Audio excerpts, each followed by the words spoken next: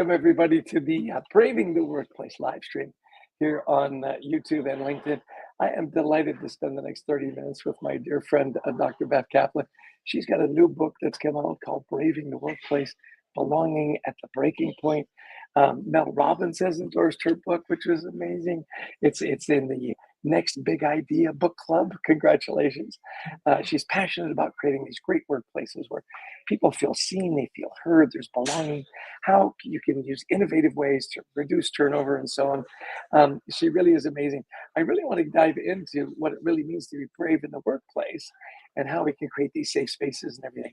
But first and foremost, Dr. Beth Kaplan, welcome to the live stream. I'm just delighted to have some time with you. You're beyond amazing, and I know that you know that I know that you know that. Oh, well, thank you for having me, Chester. It's every time with you is time well spent, so I appreciate it. Excellent. So talk to us about, why this book and why now, and why the breaking point? Sure. So just to let you know, I didn't really set out to study belonging. However, like most researchers who study their own trauma, I set out to understand why so many people, myself included, felt like they had to prove their worth just to exist in certain spaces. And it always came back to this concept of belonging to me, right? So just to reset, and for anyone out there, belonging being the innate desire to be part of something larger than ourselves without sacrificing who we are.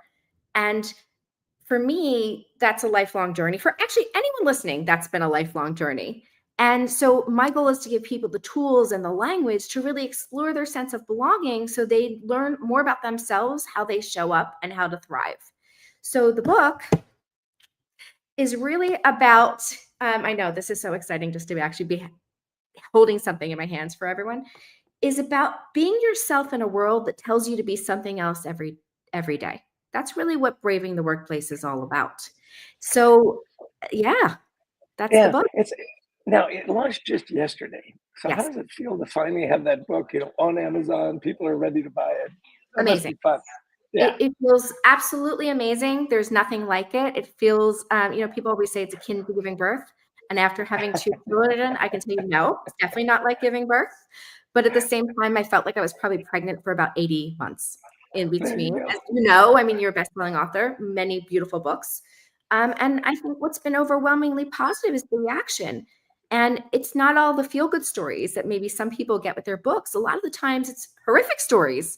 But people feel less alone and they feel heard now. And that makes me feel just super proud.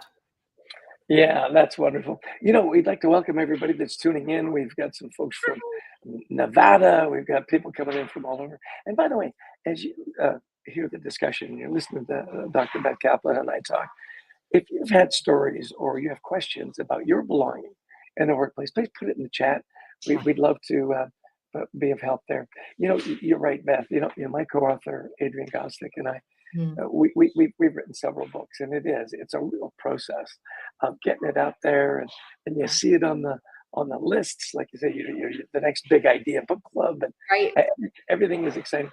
My kids used to kid me all the time because we'd place them in airport bookstores. Yes. Whenever we'd go on vacation or holiday, we'd go to the bookstore, and they knew the drill. Like they'd go find our books, and then they put it at the front. So that you'll do the same thing. It's a lot of fun. Tonight we're going to Barnes and Noble tonight, so that's what we're doing. Yeah. Yeah, so we got Middlesex, New Jersey joining us. We got Canton, Ohio joining us. Thank you, Dr. Grant. Dr. Grant, you're here. Pat Riley is here from Middlesex. I'm from Summit, New Jersey, so we got Jersey in the house. Huntington Valley, PA. You're right, Beth is a rare gift, no doubt about that. Thank you. Tell us a little bit more about the journey. And you and I, before we went live, were talking about this idea of why you think people are at the breaking point right now. Your subtitle to me was really interesting. It's not just braving the workplace, it's belonging at the breaking point. Why do you think people are at the breaking point right now? I think we're going through a loneliness epidemic, not just in the country we live in, but throughout the world. I think that people have a really hard time understanding their sense of connection. I mean, everyone out there, no one's probably going to disagree. We've all been hardwired for connection, but there's something that universally makes us feel unworthy of that connection. And when we look at the places that used to give rise to our sense of belonging, they've changed. they've changed dramatically. We used to collaborate and coordinate for survival. If we're going all the way back to the hunter and gatherers, right? And throughout time, we've really looked at how we've worked very differently. People always say, "Oh, we've worked more now than ever," and that's not true. It's not. No, the reality is that different times throughout history, we've worked more or less.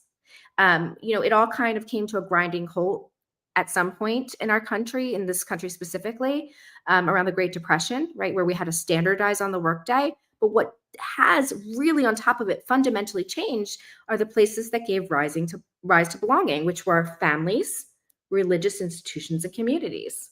So, Chester, I'm pretty sure it will not surprise you that we move an average between 9 and to 10 times in our lifetime. That wasn't always the case.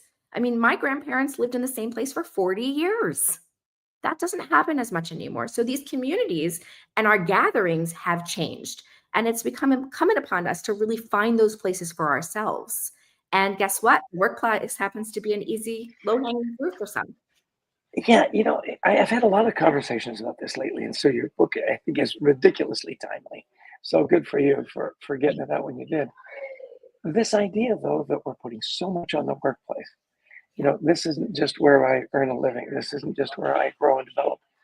As a career person, it's also got to be my community. It's got to be my, that's where my friends are. That's where my passion is. And so, aren't we asking a little too much of the workplace to be all Absolutely. of those things?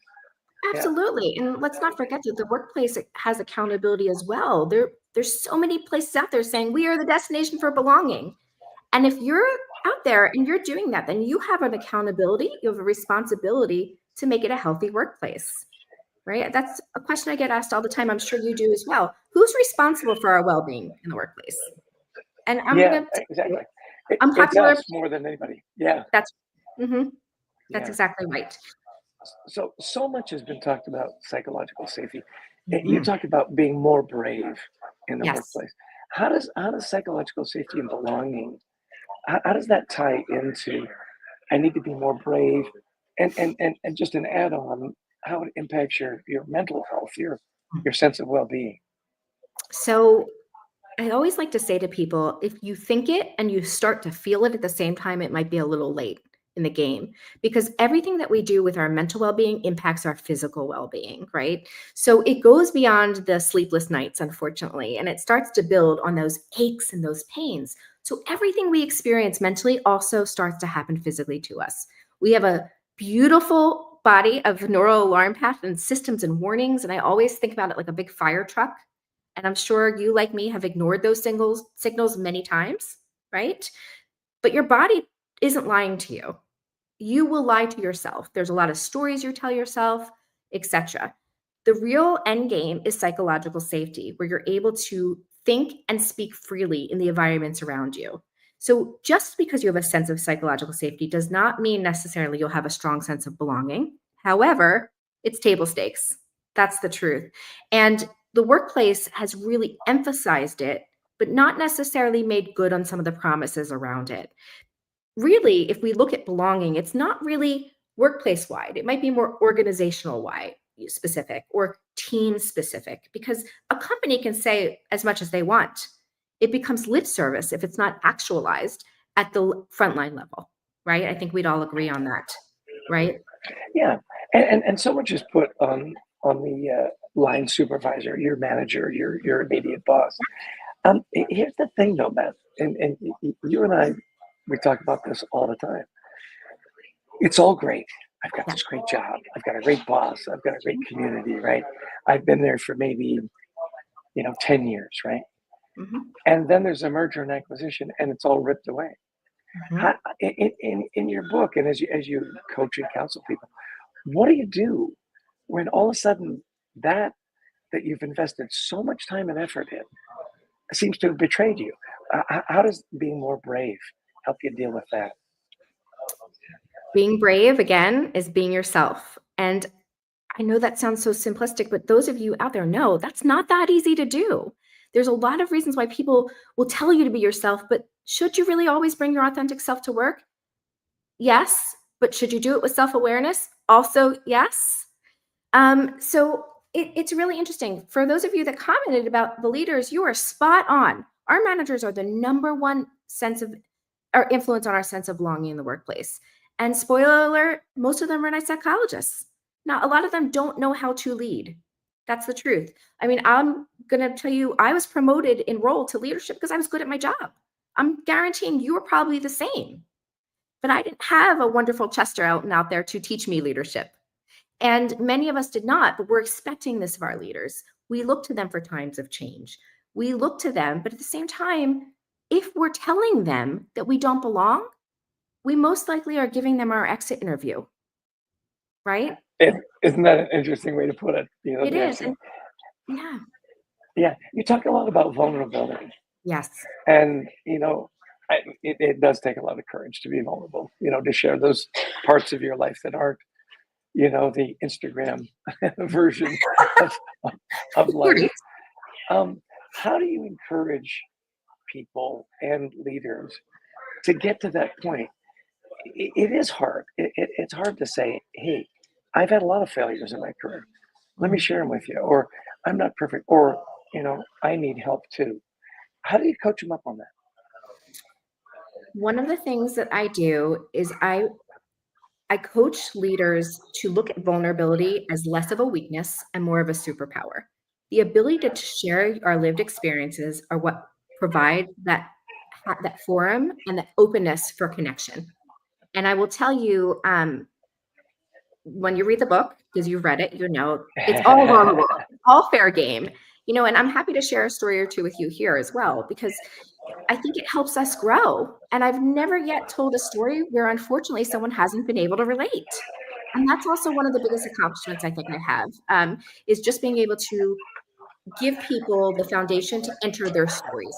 That's all people really want. They want to be seen and heard. Well, and that's a perfect segue because you are so vulnerable in the book. And I'd love to ask you, so what was that moment where you had that moment where you became so vulnerable and really inspired you to put it in the book and share it with other people? Okay, you ready? I'm gonna make my sound a little bit wacko, but it was performance review season, and who gets excited for that? This girl. Most people do not. And in the first 10 minutes, or actually 10 minutes prior to that review, my boss gave me an award in front of the entire organization. I mean, I was so proud. I entered the room and he said, Beth, you are the best employee I have on our leadership team, but you don't belong here. And Chester, I was shocked. I was the best employee, but I didn't belong. I felt sucker punched. Like I was 15 years old and my first boyfriend was breaking up with me. And he went on to tell me why, but I heard nothing. I was just devastated, thinking, wait, I'm the person who welcomes all our new hires and I create the sense of belonging, but I don't fit in. So you would think I quit, right?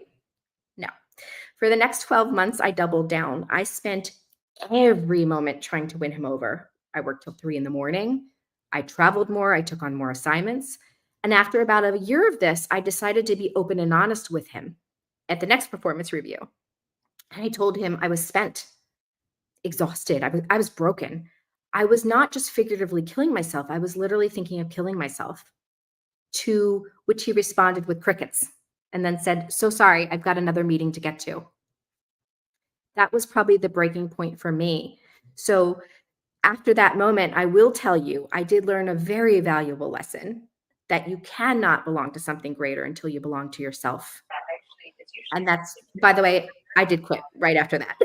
That's where the quitting came. At the Yeah. same time, that's the lesson that keeps giving and giving, because while I quit, the trauma did not. It did not end. Because if you do not deal with it, and the trauma in the workplace is the same as any other trauma that we go through, like there's no scale of more important traumas, right? It did follow me until I eventually had to go back to that leader and talk to him about it years after I quit. So yeah, Yeah, the quitting part, good call, Beth. Good call. exactly, When, right? when you say I'm about to self-harm and your boss says, I've got another meeting, can we pick this up tomorrow? That's right. It's probably the point where he's not really engaged. Right. I'm so sorry that you had to go through that. Thank And you. at the same time, how wonderful that you had the courage to say, this trauma is going to help me help Yeah. other people, right? And Thank put you. that in. Okay, so By the way, And again, Bianca, I not to agree be with you on flippant that with, one. not to be Wow, flippant. thanks for sharing this, Beth. Go Yeah. ahead. No, not to be flippant. That's a really hard topic, and it's not expected that everyone will do that. I was just broken. There was nowhere else for me to go. And when I said it, I can tell you, Chester, I didn't tell my husband, I didn't tell any doctors. It was him I told. And that's how much power our leaders have in the workplace. Again, more influence than a doctor and our romantic partners. Yeah, yeah. Okay, so how did you recover? That's what I'm really curious. So you said, look, obviously this isn't the boss for me. Yeah. You quit. Did you then share it with your husband and say, hey, look, I'm out of here? Yeah, okay. Yeah. So how did you recover from that? Oh, a lot of trial and error. I wish it was a smooth pass from there. I mean, for me, I went to graduate school, and I think my doctoral dissertation became my personal rewrite. And anyone that went through that experience that on the line with me can attest to that. And in class, I really got to work out some of those struggles. That's the truth. We would be talking about thriving in the workplace. We would talk about collaboration and cooperation, and I didn't necessarily agree with some of my classmates. We would be talking about these things, and I think, wait a second, in a one on one situation where an employee's backup is against the wall and all your strengths and weaknesses are laid bare, cooperation doesn't really exist. And so we'd get into these healthy debates or unhealthy, depending on who was leading it. And I started to realize that a lot of the conversation was based on fear. It was based on this fear of being isolated and alone. And that's what really stops us from speaking truth to power. And it was like a thunderbolt happened after that. Belonging became the antidote in my mind to that kind of fear. And then it took off from there. I really started to talk to other people and learn about their lived experiences, how they construct their sense of belonging, and how the workplace influenced it. And so for me, talking it out really helped, and really being able to help other people understand their sense of belonging is my pride and joy. So interesting. I love this comment by Bianca Golden in the chat where she says, look, I thought I was alone in this too. So relieved that I'm not, and more Yes. relieved to know that this book exists. So you're already having an impact on Oh, people. thank How you, Bianca. wonderful is that? And it is a powerful message, isn't it? When you can find somebody to talk to, and this Yes. idea that I'm not alone. And Right. so let's jump from the personal to the practical. Okay. Yes. So we've got a lot of leaders that are listening in right now. Mhm. Where would you have them start? What are Mm. a couple of practical ways? What 2 or 3 insights? And by the way, at some point, I'm going to ask you, what was your favorite part of the book? So I Oh, have that churning in the back of your head. So give me one or two tips. sure. I'm that leader that said, "Hey, I've got a meeting. I can't talk about this. I'm Mhm. uncomfortable with you sharing my feelings." How do I start to get better at this? So, okay. None of us got into leadership for the amazing administrative burden, right? We all got in because you want to coach and grow other people. So I always like to say, keeping your eye on the prize, a little self-serving, but feels so good when you're a good leader. When you see someone get promoted from all their hard work, right? So what you want to do is maybe take certain terms out of your vernacular, the ones like I'm too busy. But guys, everyone's too busy. There's no one on this call that's not too busy. So what you want to do is you want to start understanding how you meet employees where they are at. It's not enough for them to be part of your company's mission. You need to understand their mission. And I'm not talking about things like their sisters' middle names and knowing that level of detail, but what's important to them? What do they value? Okay? What do they like outside of this little box here? And that is really key. That's paramount. And how do you do things like that? You do it in a way that allows them to get to know each other. And it's a little further than what did you do this weekend, Chester? It might be, Chester, the other day I was thinking about the fact that you went to school for journalism and now you're an engineer. What did you go to school for? Right? So it's just taking interest. And oh wait, but you like to write. You don't do a lot of writing in this job. Is that something we can change? You need to find out what lights them up. That's really, really important. What lights up your employees and what makes them feel seen and valued? And once they feel valued, follow up, how do they like to be praised? I have so many people on my teams that, of course, no one loves to be spotlighted on my teams, that's for sure. But at the same time, they all need it differently. I have a gentleman on my team that doesn't want it written in the sky. He'd prefer a private note saying, you did this exceptionally well. And I loved when you did this, this, and this with details. And then I have another person that really does want me to publicize it. So it's learning the difference between how people like to be praised, how they want to be seen and heard. And here's the second tip for you. Also, tell them how you like to work. I like to be communicated this way. Don't slack me after 5 o'clock because I'm with my family, right? So it's clear and open conversation and communication. That's really my two tips around leadership. I love your take on this. And the way I say it is know your team. And Yes. clearly you do. Who wants public praise? Who wants private praise? Who at 6 o'clock don't bother, right? Who can you call at 2 a.m. in the morning because they're always online, right? Yeah. Know your team and you know talk to me a little bit about knowing people's stories. You're a great storyteller. I mean, you've written a book. You're a great Thank storyteller. you. How important is it in this belonging and as a leader? Is it for me to know my people's story, like where they came from, how they got here, what do they want to accomplish, and on and on. I often say it's very important. I mean, I would be lying if I didn't tell you I had relationships where I don't know those things about people and I still have good relationships. However, everyone wants to be seen. Everyone wants to be valued. So if people are willing to tell you their stories, you should listen. I think that's probably the best thing I would say there as I disconnect my phone, of course. That being said, We'll listen into the conversation uh, if it's really important. Yeah, if there it's you a go. bill, I'd love for you to pay it, but no. So it's important to understand what people's limitations are. There are some people that will share and some people that won't, and that's okay. It's also important that if you ask for sharing, that you also share back as well. That's the thing. I will tell you, I mean, for those of you who've read the book, you already know that my son went through a cancer journey. And for me, sharing that was incredibly hard. So I will say I've been very blessed with a lot of the leaders I have that don't ask too many questions about it unless I bring it up and it becomes fair game. Okay. That doesn't mean that I want you to steer away from it necessarily. It's a part of who I am, right? And it's a part of my family. It's a part, again, something you'd have to know about me outside of the Zoom box. But it is important to get that consensus and to share back as well. And again, being vulnerable, right? And sharing your Yes. story. Hey, the book is Braving the Workplace, Belonging at the Breaking Point. I Yes. loved Dr. Douglas Clayton who put in a book based on evidence. I love Yes. it. I Yes. mean, Yes. you did your research, right? Yes. It's evidence based. Evidence You, based. you can find it on Amazon. You've got it on Audible, fine Yes. bookstores everywhere, Barnes and Noble. Pick up a copy. We're hoping to sell 1 million. I think that was the goal, right? Sell a Maybe, million, maybe more. You never know. maybe more, It's maybe light. It's more. easy to read. It's So tell me, as we're getting close to yeah. wrapping up here, and by the way, this has been delightful. Thank you so much for finding the Oh, time. it's my honor. Truly. What was your favorite part of the book? You know, in our books, there's always one chapter or there's a Mm, story that I go, yeah, that's my favorite part of the book. What was yours? that's a really good question, and no one has asked it. I have something I like in every chapter. To be honest, I think my favorite part is the intro. For everyone that knows me, I'm a little more planned out than I care to be.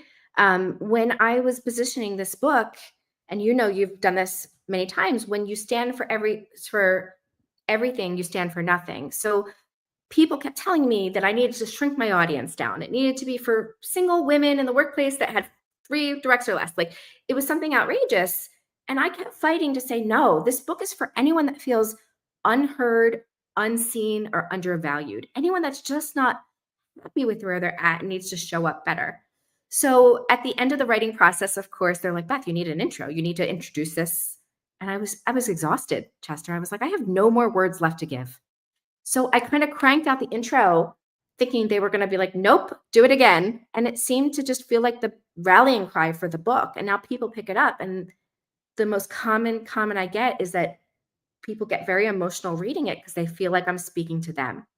So knowing me, I wrote this book because I want people to feel less alone. It's really important that everyone feels like they've got a virtual lifeline. And if this book can do that, it would make me very proud. So that's my favorite, probably part of the book. Excellent. Who was it for you, Beth, that was there for you, like in your deepest, darkest moments? Have there been two or three people that you say, hey, yeah, that was the person that made sure that I felt seen, that gave me courage to keep going on? Yes. I'm curious. Who are they? Oh, absolutely. I mean, I always look at my children first and foremost, and my husband. They're just completely an abundance of love, and they keep me honest in between all the testosterone in this house.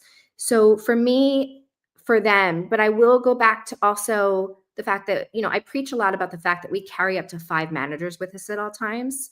So I would be remiss in not thanking probably the super positive leaders that I had in my life, and probably the bad ones. They've taught me just as much. But I've had leaders, and I've been so lucky to feel so cared for. And I mention a few of them at the end of the book, so you can take a look there. But big shout out to V and to others who really taught me what care looks like. And I think for me, that's where I felt supported. And of course, there's always a team of people that make this happen. Christy, Robin, Kat, Nat, like all the people. So for me, like I have a crew. It's not like I do any of this by myself at all. But I just feel so lucky, and especially to mentors like you as well. No one ever died of too many compliments. So, Chester has been an amazing support system as I balance and navigate what all of this new authorship means. That's so great. People would always say to me, I learned so much from these horrible bosses I had. And I said, my horrible bosses just tortured me. I learned way more from my good bosses, Yes. how to be a good friend, how to make work fun and so on. Hey, Beth, tell us where people can find you and follow you and learn more about your work. And of course, shamelessly hold up your book and Oh, plug yeah, it of again as course. we wrap up. So you can find me at drbethkaplan.com. That's an easy way to get me, or LinkedIn. You can go to my profile page. I have a newsletter you can sign up for. And of course, the beloved Belonging at Work group, where there's lots of behind the scenes conversations and some sharing here and there, because it's a little hard of a topic to get to at times. But the book is Yeah. available, as you mentioned, everywhere that you buy your books now. And of course, I would be grateful for a review or anything you want to lend your voice to. Yeah, I always say, hey, look, anybody can buy one book. Buy two. Buy one for you and buy one for a friend, right? Why not? And Yes. I know people are saying, okay, Chester, you're bathed in orange. I get it. It's the carrot principle. That's Why right. did you pick purple? I'm curious. Okay, so this is a good one. I picked purple because when we look at bravery, I always think of the Purple Heart. And so coincidentally, when we in the world of psychology and you look at the world of emotions and colors, belonging also is purple. That's how people That see is, it, that is so great. The Purple right? Heart for Yes. bravery. Beth, this has been delightful. We're wrapping up. For those of you that are with us, thank you for your time. Thanks for joining us. Braving the Workplace, Belonging at the Breaking Point is Dr. Beth Kaplan. She shares great stories. She's very vulnerable, lots of lessons for you. I always say, look, if you're going to be a good leader, you have to be a student of leadership. And in your curriculum, you should put Braving the Workplace on your bookshelf. So, Beth, thanks so much for spending time. One more time, where can they find you? Where can they buy the books? And if you've got any events coming up, please share it with us. Oh, lots of events coming up, lots of Bucks County, Pennsylvania book signings, and on Barnes and Noble, and all the stuff that, and at the same time, if you're out there and you want to book a book club with me, or you want to just converse in different ways, I'm here for it. So please contact me. I can't wait to hear your stories. Please keep them coming. It is seriously a highlight for me when you take out time out of your day and you tell me how much this means to you. So thank you so much. Yeah, I will tell you as an author, those little notes that you Oh, get yeah. really do keep you going. And Yes. Bianca Golden just went online and bought your book. So you got Oh, thanks, Bianca. I appreciate it. 900,999 to go. Yeah. That's right. Again, I'm ready for it. I'm, the guru of gratitude. I'm so Thank you. grateful that you're in my life and that you put this wonderful work out there. Thanks to everybody that tuned in. And again, buy the book, Braving the Workplace, belonging at the breaking point. Take care. Sell a Thank you, million, Beth. Chester. Good to be Thanks, with you. everyone. Cheers.